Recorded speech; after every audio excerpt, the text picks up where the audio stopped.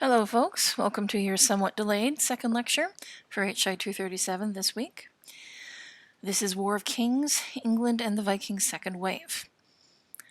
So there is a significant amount of history prior to the second wave of Viking raids in England, much of which relates directly to the nature of these raids, or more correctly, invasions. Hence we do need to go through it. So in general, the Danelaw posed a challenge that Alfred's successors found they couldn't refuse. The kings of Wessex had ambitions of being the kings of England, period, so allowing the Danelaw to go its own way was entirely unproductive. Now, the problem with studying the Danelaw in this period is that the sources from about 924 to 975 are exceptionally poor. There is very little besides the occasional charter and law code, with the exception of, you guessed it, the Anglo-Saxon Chronicle. Now, reconstructing a narrative after Alfred is very tough, and it's rarely possible to do more than reconstruct the most basic of narratives. Certainly, it's almost impossible to do so from anything but the English viewpoint, which you need to keep in mind through this lecture. Today will be a lot of names and dates, but I'm hoping to illustrate some larger patterns here as well. So for instance, there's a historiographical challenge. Much of the secondary literature being from the British standpoint, it sees the interaction of the Danelaw with the rest of England in the 10th century as part of this grand process of national unification. And that does tend to oversimplify things a fair bit. The Northumbrians, so those English who are most directly affected by Scandinavian settlement in this period, may have had more in common with their Scandinavian overlords than they did with the people of Wessex and Mercia. They may not have seen themselves as being liberated. In fact, given how straight line a process the conquest of the Danelaw was not, you need to make that argument rather strongly, I think. One other thing to take into account, the Danelaw in 900 was not a unified territory. There are many different territories under the control of different leaders. So Northumbria was the largest, with its capital at York. East Anglia was divided into two. East Mercia, Danish Mercia, possibly into 9, each with their own fortified capital. I use the term capital fairly loosely. So it's a very complex historical situation. Okay, so let's look now at what happens after Alfred. So Alfred's son, Edward, known to history as Edward the Elder, succeeds him, but he does so with the collaboration of Alfred's oldest daughter, Aethelflaed, who is the Lady of Mercia by marriage, and they cooperated to try and establish family control over the Danelaw. Now, it's important to acknowledge it was only one of their targets. They were also concerned with Scotland, with Wales, with the Kingdom of Strathclyde. They were apparently operating under a sort of grand strategy, looking to unify England under the banner of Wessex. Now, Edward is fairly neglected by historians due to lack of source material, plus the fact that his father is considered to be much cooler than he is. He's depicted as borderline illiterate, but an excellent military leader. And to a degree, he's also overshadowed by his sister. I mean, Aethelflaed, by any stretch of the imagination, is awfully interesting. What would have been admirable in terms of accomplishments and capabilities in a man of the time were absolutely astonishing in a woman. Both were active militarily, Aethelflaed on her borders in Mercia, and Edward in the Danelaw itself. Now, starting in 909, Edward moved from burh to burh, and he was accepting the submission of the inhabitants. Danes were allowed to keep their lands if they submitted to Edward, often still serving in positions of power. He adopted a piecemeal approach because of the political situation I mentioned. There's no king of the Danelaw. There's no head of the snake to cut off. We do think that some headed back to the continent instead. We have a few records in the Anglo-Saxon Chronicle of Danes doing so, one with possibly a cash payment, perhaps for the goods or lands left behind. It's obscure. Now, when military action is called for, Edward acts, possibly a bit too decisively. So, for instance, the Battle of Tettenhall, he goes in figurative guns blazing and leaves 3 Danish Northumbrian kings dead in the same battle. Now, on one hand, yeah, kill your enemies. That's good. Good boy, Edward. Dad'd be proud.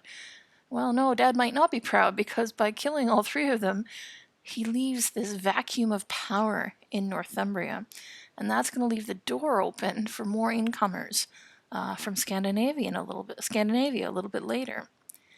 Now, meanwhile, Aethelflaed, who is really, really fond of building fortifications, fortifies her eastern border against the Danes, against the Welsh, the west she fortifies against the Welsh, and the northwest she fortifies against the Norwegians once they start raiding from Ireland. Now, in 917, Edward's new positions in the Danelaw are attacked by Danish forces, who were so focused on him that they neglected to watch out behind them. And so Aethelflaed goes into their Danelaw lands in eastern Mercia and annexes it back to her kingdom. We really know too little about Aethelflaed. She's so fascinating. Now, unfortunately, she does die, and that slows Edward's progress. He had to go back and secure Mercia. And unfortunately, he couldn't afford to allow Aethelflaed's daughter to succeed her. And that was what she apparently hoped would happen, but it wasn't politically feasible.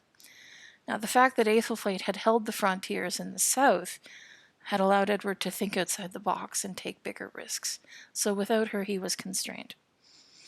Now, the Danelaw was also under siege from Ireland. The Norwegian kings of Dublin had been expelled from the north in 902. They returned in 917 and figured that acquiring territory in the north of England was a really great way to shore up their power base.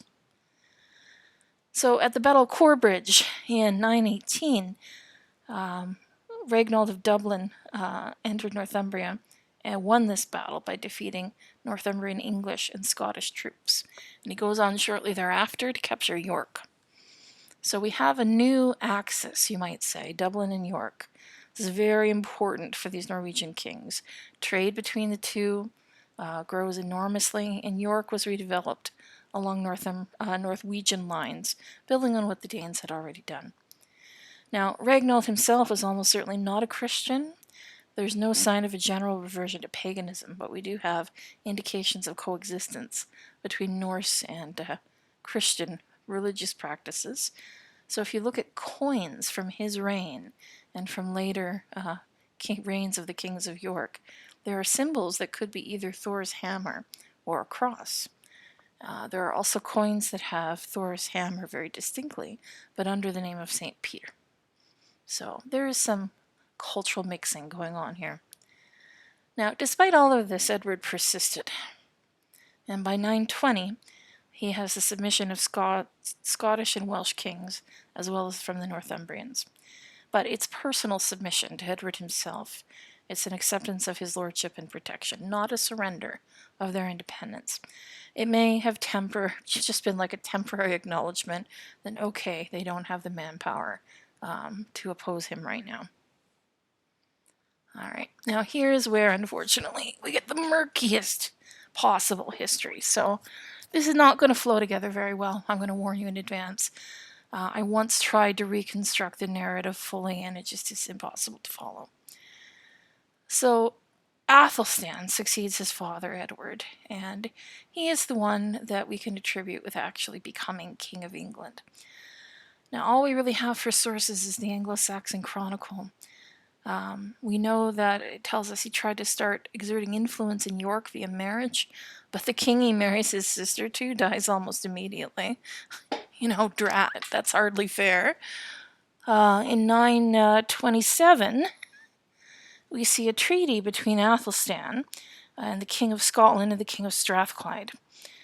Part of their submission to him was the promise to suppress idolatry within their territory. This may be a reflection of the spread of Scandinavian religious practices. Conversion is likely to be seriously incomplete that far north. Now, 10 years later, the king who's expelled Guthfrith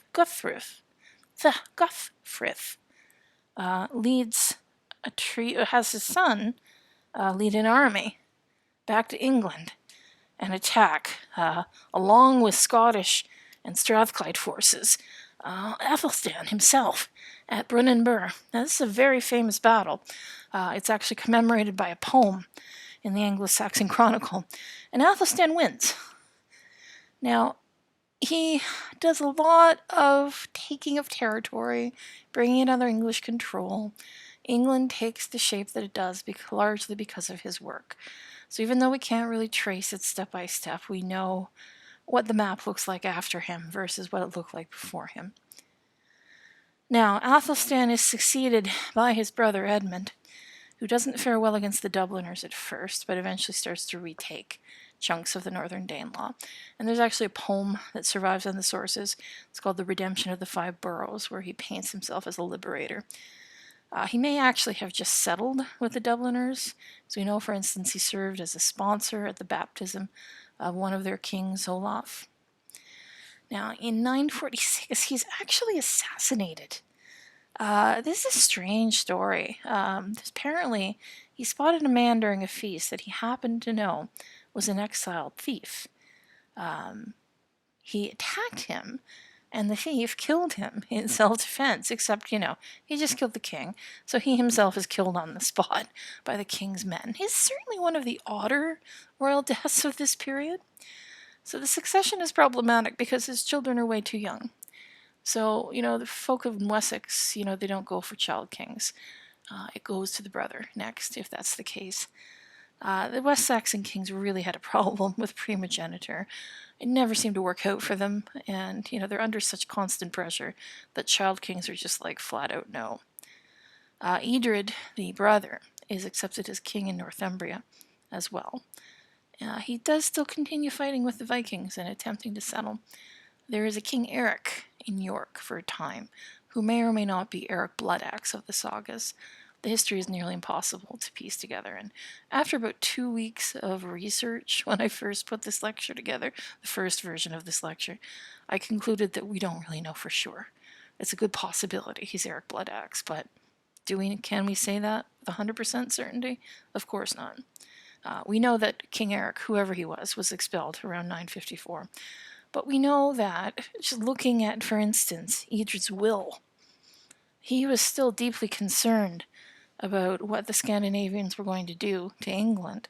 He actually leaves 1,600 pounds specifically to help out his people should they either be struck by famine or need to ransom themselves from a heathen army. So really, there are two different perspectives here. I mean, the Scandinavians who have settled on the land in England are the target of military operations, yes, but they're the target for different reasons than the Vikings who might still attack by sea. I know I say this a lot, but once settlement starts to happen in earnest, it's a really complex situation. Alright, so that'll do it for your background.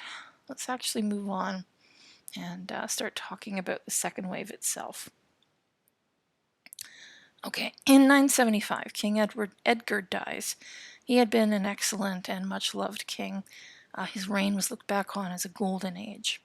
Of course, who wants to be the one trying to follow the golden age? And court factions make a real mess of the succession, to put it mildly. Edward is crowned, but then murdered, hence Edward the Martyr, and replaced by his brother Aethelred.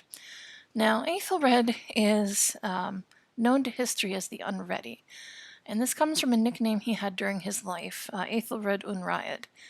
Aethelred itself means good counsel, but Unriad means the ill-advised. So basically, the people who called him Aethelred Unriad in the sources are calling him good counsel, the ill-advised. So they're making fun of him. This is how much they thought of Aethelred. Now, he's not the best prepared king or the most effective leader. He probably would have done better if he hadn't been faced by a brand new Scandinavian threat. And where the Scandinavian threat comes from is a bit complex. So there are some major changes happening in Denmark at the time. Harald Bluetooth of the Jelling dynasty is centralizing not just Denmark, but also part of Norway.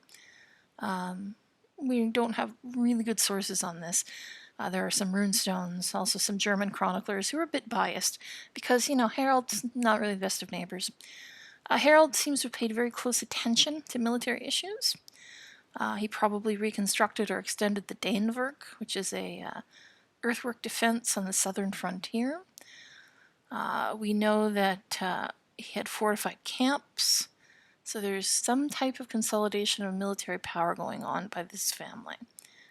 Now, he is deposed by his son, Sweyn, in 987 or possibly 988, but Sweyn doesn't, quit doing what Dad was doing, because what Dad was doing kind of made sense. Sweyn just wanted to be the one doing it. So he continues this process of building up their military power. So within a couple of years of Aethelred's succession, we see new attacks on England beginning. At first, they're just raids, hit and run. And the usual explanation for these is that they're people who are fleeing Denmark because they're the losers in Harold's centralization push, so they're looking for greener pastures elsewhere. And the problem, of course, is that many of the initial raiders probably came from the Scandinavian settlements in the islands, not from Scandinavia itself. Now, after 1013, the attacks are led by Danish rulers. This changes the nature of what's going on. They're no longer raids, but full-scale invasions, and not like what we saw with the Great Army either. They can be interpreted as a push by Danish kings to create a wider empire in Northern Europe. England is terribly rich in this period, and thus terribly attractive. Now, it must, however, be taken into account that the Anglo-Saxon chronicle of these years is written after 1016. Hence, there's this sense of impending doom that probably didn't actually exist at the time. In hindsight, from 1016, 1013 looks like a whole series of bad omens. But at 1013, you wouldn't have known that. Now, what happens? Aethelred is very concerned with the idea of these raiders being harbored too close to England. He's a little bit worried that possibly they would take shelter with the Normans just across the channel. After all, the Normans are only a few generations removed from being Vikings themselves. So what he does is he gets there first. He signs a treaty with Normandy in 991, and he actually marries Duke Robert's daughter, Emma. She's enormously important, by the way. We will come back to Emma very soon. This is the beginning of a close association between England and Normandy. These are the seeds of the conquest being planted, basically. Now, this is none too soon, because almost immediately there is a major invasion fleet. It shows up on the doorway. Some of its possible leaders include Olaf Tryggvason, Svein of Denmark. There may have been up to 93 ships, and most likely this was also a coalition group.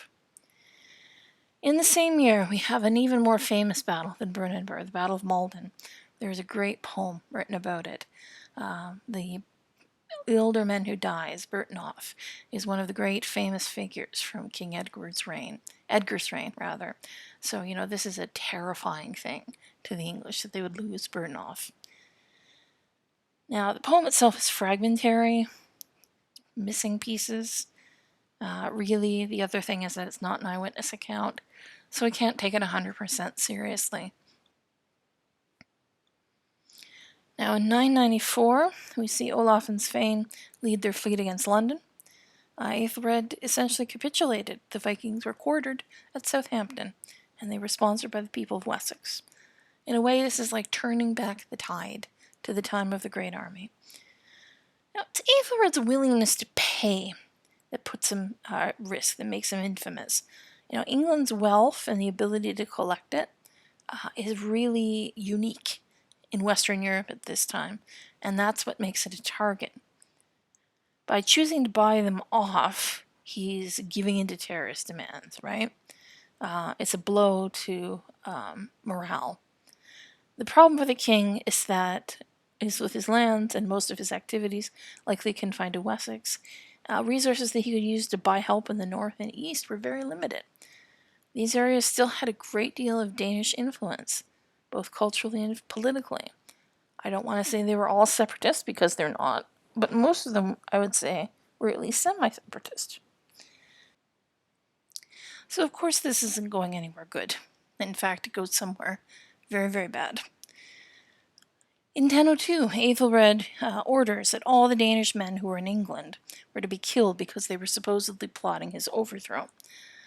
This is discussed in a charter of 1004, dealing with the rebuilding of St. Friedwald's Church in Oxford. Now, it describes what happened at Friedwald's Church in particular. And I will quote, "For it is fully agreed that to all dwelling in this country, it will be well known that since a decree was just sent out by me with a council of my leading men and magnates, to the effect that all the Danes who had sprung up in this island, sprouting like cockle amongst the weeds, were to be destroyed by most just extermination, and thus this decree was to be put into effect even as far as death. Those Danes who dwelt in the aforementioned town, striving to escape death, entered this sanctuary of Christ, having broken by force the doors and bolts, and resolved to make refuge and defense for themselves therein against the people of the town and the suburbs. But when the people in pursuit strove, forced by necessity, to drive them out, and could not, they set fire to the planks and burnt, as it seems, this church with its ornaments and its books. It's unlikely that the order was ever directed at all people of Scandinavian descent. Longer-term settlers would have been well protected. Probably more against recent settlers, possibly even those that Ethelred paid as mercenaries. Remember, I said that this was a thing for him. There is evidence that in the Chronicle, the source of his mercenaries might have actually been the mercenary. Sorry guys, messed that up a little bit. May have been the mercenaries that he had hired. But what happens? Let's get back on track. Gunhild, Sweyn's sister, is a victim of the massacre. She was Peleg's wife. And the Chronicle paints him as being, her as being a real loss to the family, and claims that this caused Sweyn's troops to, for instance, burn multiple towns and capture others. They are paid off to leave in 1007, but the next year they come back to Oxford, raid up the East Anglian rivers and into Kent as well. Multiple other towns are captured. Svein returns in 1013 to conquer the whole thing. He's welcomed by the Danelaw, takes Oxford, Winchester, and London's tribute, and Ethelred flees to exile in Normandy. Now,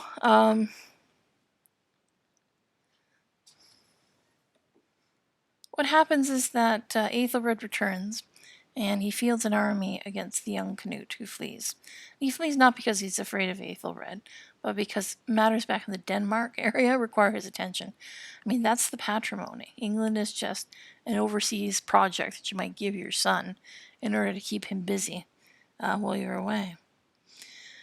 Now, in 1015, Knut comes back with an army and meets Edward in battle at Ashingdown, pardon me. Edmund Ironside is the son of Ethelred. It's very tough, so there's very intense fighting. It's basically like nothing England's seen for a long time. And it takes 2 years, almost 2 years, for Edward and Knut to realize, okay, we've got to find some way to split this between ourselves, or we're going to be fighting forever. He comes to an agreement with Edmund, and that they will divide the kingdom between them. Edmund would keep only Wessex, and that they will be each other's heirs. Edmund's not 100% keen on this, but it does seem like a good way to just quiet things down, which is essential. Edmund dies soon afterwards, and Knut becomes king of all England. Okay, now what kind of king does he become? It's important to him that he be seen as a legitimate ruler. There's a point at which the major lords and churchmen elect him king and get promise of good performance back from him. His coins are the first to show a crowned king since the time of King Edgar. But he did have to continue collecting Danegeld for a little bit longer. His army needed rewarding, or potentially bad things could happen. what he does is he causes a number of administrative changes in England. This is pivotal. This changes the face of the country because he divides the country into four. So Northumbria, East Anglia, Wessex, and Mercia. For the time, he keeps Wessex for himself. He would later give it to the Godwin family, who were tremendously important in the history of the conquest. And this is where we get the term Earl from the Scandinavian Jarl. Directly below the king, the Jarl or the Earl is a major representative who keeps the peace, who administers justice, and raises armies in the king's name. So what are the problems with this? Because there are problems with this. Well, first of all, it sort of reignites separatist feelings in Northumbria and even in East Anglia, right? If you have some independence, you maybe want more. It also severs the kingship from its traditional power base in Wessex. This is not an issue for Knut, but after he dies, later kings are going to be cut off from the traditional territorial base that had made the kings of Wessex so powerful in the beginning. Now, there may also have been resistance to Knut. We know that Erik of Mercia is killed, possibly because he was plotting against Knut, along with maybe a significant number of his men. We're told by a couple of the English writers that Knut slaughters the best of a whole generation of English aristocrats, but most of these are writing after the Norman conquest, so who cares what they think. Other claimants to the throne are driven away or exiled. He chooses to marry Emma of Normandy, Aethelred's widow. Why? Because she has two sons by Aethelred that the Normans could have used as an excuse to attack. Marriage with her could avoid that, as new heirs could be generated, and the Normans would probably be satisfied with that. I mean, who wants to fight your cousins? Now, there's an interesting story from a post-conquest source about how he found her during the siege of London and married her, but only after he brought her before his army and gave her her weight in gold and silver. That is probably apocryphal, but it probably covers up the truth that he likely treated her very well. This was not a woman that you mistreated unless you really wanted a war with your cousins.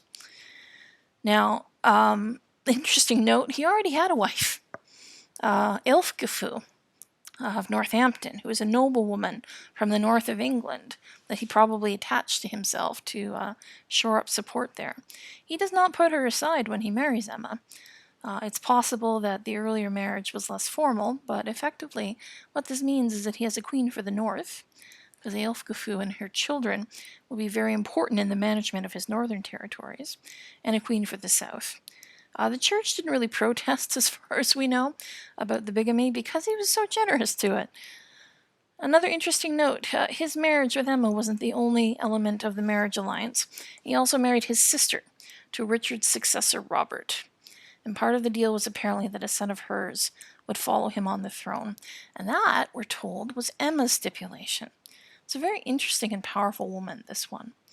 Now, her children with Aethelred were exiled to the Norman court. Knut's movements in England for the first few years are a bit obscure. There are records of meetings where he and the English come to agreements of various sorts. When you take it all together, what it shows us is someone who understood he had to rule, not just conquer. This is a smart man who knows that he didn't have an easy task ahead of him and he was going to need to apply himself. He does spend a good chunk of his reign back in Scandinavia dealing with problems there, but then would have to come back to England to outlaw a possible rival. It's difficult to trace his movements due to source issues, but he does appear to have settled things in Scandinavia by about 1025, at which point he's effectively the Emperor of the North. Now, he's recognized as a significant ruler by other European rulers as well. He attended the coronation of Conrad II, the first Salian emperor of the Holy Roman Empire, and he made a agreement with the Pope and Conrad that his people would not be subjected to tolls when they came to Rome. There seems to have also been some sort of political agreement between him and Conrad too. Knut might have had some control over Slavic groups that he could have pushed to make peace with Conrad in the north. There's a reference in one source to Knut's valor helping win peace, which is interesting. Now, as a way of presenting himself to his English subjects, he presented himself as a highly Christian ruler, yes, even with the 2 wives. He had himself baptized Lambert, we're told, although he doesn't seem to have made any use of the name. He had law codes that forbade non-Christian practices. He also had the relics of Archbishop Ilfay of Canterbury, translated from London back to Canterbury. Ilfay was a good archbishop who had unfortunately been murdered by Danes. Now, there's a bit of a resurgence for Viking murdered martyrs in this period. England also had a strong preference for Edmund of East Anglia. Now, this may have been part of the general reaction to overtaxation and Knut's basically foreign nature. So what he did to try and mitigate this is he gave lots of gifts. He gives gifts to churches. We have charter records of many different types of gifts. We see him and Emma commissioning illuminated manuscripts, gospel books, going to people who needed to be reminded that they were important to the royal couple. Knut also seems to have been accompanied by some of his English bishops on his trips back home. Now, his own trip to Rome seems to have been done at least partially as a pilgrimage. His letter of 1027 says he went to pray for the redemption of his sins. We know he made gifts to monasteries on his way there, and that he made a real show of piety. Now, there is a famous story about Knut. It's the story of the tides, and there are 2 versions. So in the first version, he's flattered by someone at court. He says, "Oh, Lord Knut, you could make the tides turn with just a wave of your hand. You're that powerful." And Knut goes out with him to the seashore and sets up to command the tides, and commands the tides to roll back out. Now, this is where we get the deviation between the 2 different versions. The first version, whoever convinced him to come out is now snickering behind their hands along with everyone else, and they offer him a hand up, but he's not really thrilled with them. In the second version, he pretends to make the tide go back, and then when it doesn't work, he looks around at the people who are trying to embarrass him and says, "Look, I'm not a god. I cannot affect nature like this. You should be watching what you ask." Now, the sensible nature of the second part, him trying to make that point, is an interesting one. Now, we have scattered evidence for somewhat hostile actions against certain churches by these 3, but generally only those who caused a problem. For instance, London's bishop kicked up an awful storm about the movement of King Alfhay, so he was not dealt with kindly, let's just put it that way. Certainly Knut was not overwhelmingly pious himself. He couldn't have had 2 years with 2 wives, rather. And he was the master at all times. He did tax his people pretty heavily when he needed the money. We don't really know much about his last years in England. There seems to have only been a handful of charters. He had wanted 1 son in each kingdom to succeed him, but it didn't work out that way.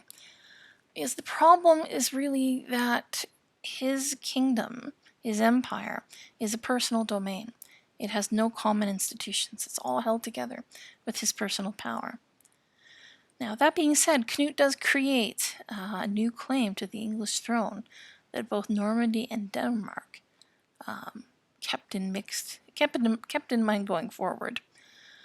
Given how many influential people in northern England were of Scandinavian descent, or connected to the Scandinavian royalty, later kings always had to be a little bit cognizant that not everybody would be adverse to the idea of a second Knut.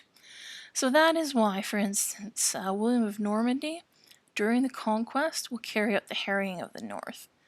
So this is him and most of the cavalry riding around in the north, making sure that nobody is able to sail across to England and house the army on their lands. Make sure that springs are blocked, food's not left in the fields, that sort of thing.